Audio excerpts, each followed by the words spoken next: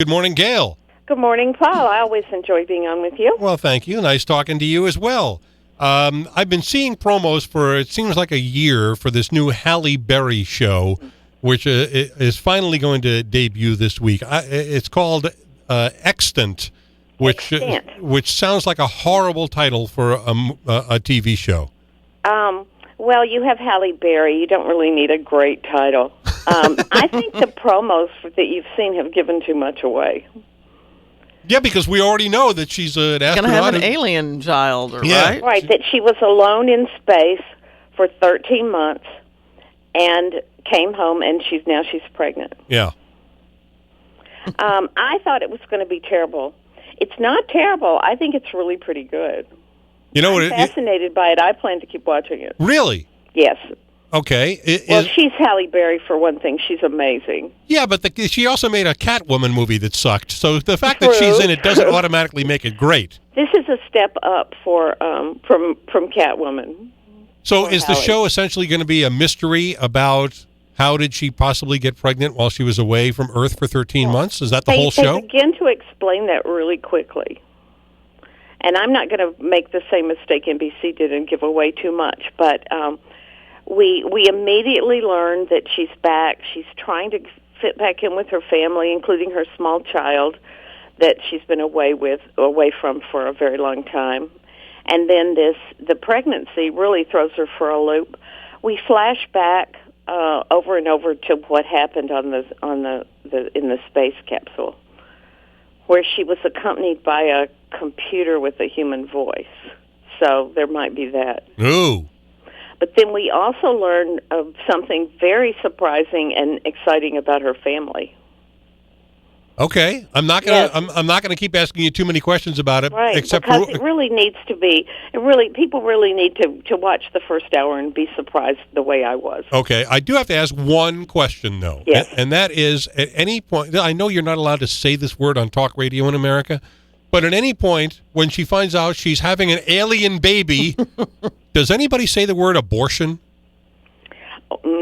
No. No, because you're not allowed to talk about that in American popular culture now, even though 30% of American women have had or will have an abortion. And I'm not promoting abortion in any way, but I recently saw a movie called Obvious Child with Jenny Slate, in which she plays a 27 or 28-year-old woman who has a drunken one-night stand, and she gets pregnant, and she decides to have an abortion. And I thought, wow, there's no other movie or TV show I know that will even touch that subject.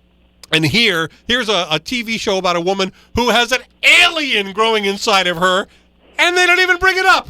There actually is reasoning when you see it that she wouldn't consider that. Because she wants to be John Hurt in Alien, but from a different orifice. Yeah. Okay. Because of what happened on the spaceship. Oh, okay. Yeah. All right. Like I said, I won't press you on that too much. What else is coming up this week? 2 new sitcoms on NBC. One is from Amy Poehler's brother Greg, who got married to a Swedish woman and moved to Sweden. It's kind of if you know Sweden, you'll laugh really a lot. I personally don't quite get the humor of Sweden. Yeah, either do I. Yeah.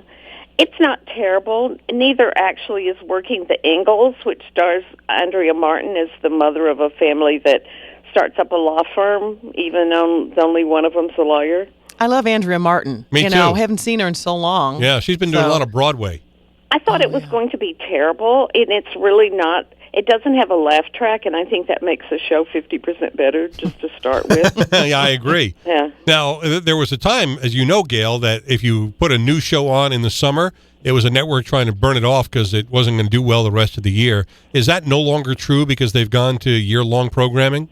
It's still partly true because they want year-round programming, but they don't want to put their really good stuff on in the summer.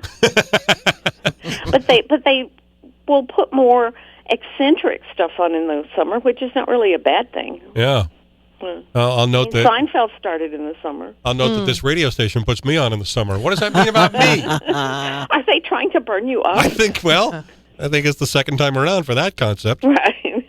Yeah, you're right. Seinfeld did start in the summer 25 years ago, as a matter of fact. Can you believe that? And is one of the legendary stories of focus group testing in America, because the reports that came back from the people who watched that show in their little individual screenings and then filled out their or turned the dials or whatever it was, filled out their diaries, whatever it was. The network researchers compiled that into a now classic memo about how this is one of the worst sitcoms ever. It'll never get on the air. Same thing, by the way, about Everybody Loves Raymond. Ray Romano has the same thing that Jerry Seinfeld has, a copy of that research report framed in his office that TV show paid to build. Big time. Like $1 billion for Seinfeld now, right, Gail? And do you remember the first few episodes? It really was pretty terrible. I remember. Yeah, it was called the Seinfeld Chronicles at the time, and it was only on 4 episodes in the summer. There was a lot of stand-up comedy going on in it that wasn't very funny. Well, he did stand-up clips in the first, I think, few years, but they did rely on it a lot at the beginning. And here's an interesting Seinfeld fact for you. First episode, no Elaine. Julia Louis-Dreyfus wasn't in the pilot, and then Jerry Seinfeld and Larry David were told by, I think at the time, Brandon Tartikoff was the head of NBC. They were told, you got to have a woman in the show. And so they hired Julia Louis-Dreyfus, and they were off and running. The way best hire that ever. came together, Yeah. Yeah, pretty amazing. Anything else to watch this week? One more thing. Sunday on FX is a new show called The Strain.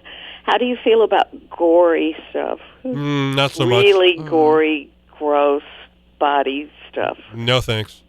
It's about a virus that turns people into vampires, but not the kind of vampires you're familiar with.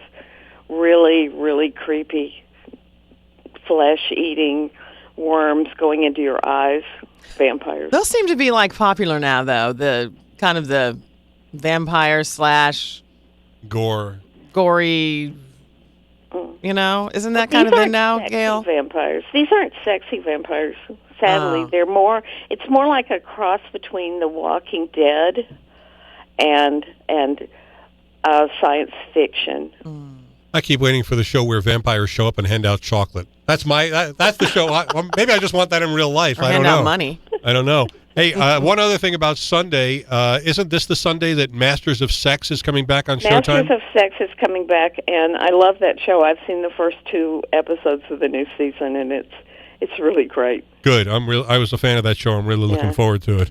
All right, next couple of weeks, you're going to be heading off to L.A., right? I am. I'm heading off tomorrow to L.A. for 2 weeks for the TCA, TV Critics Association Summer Press Tour, and I'll be doing cable and the broadcast networks, and I'm going to be shooting video of myself. That should really be a treat for everyone.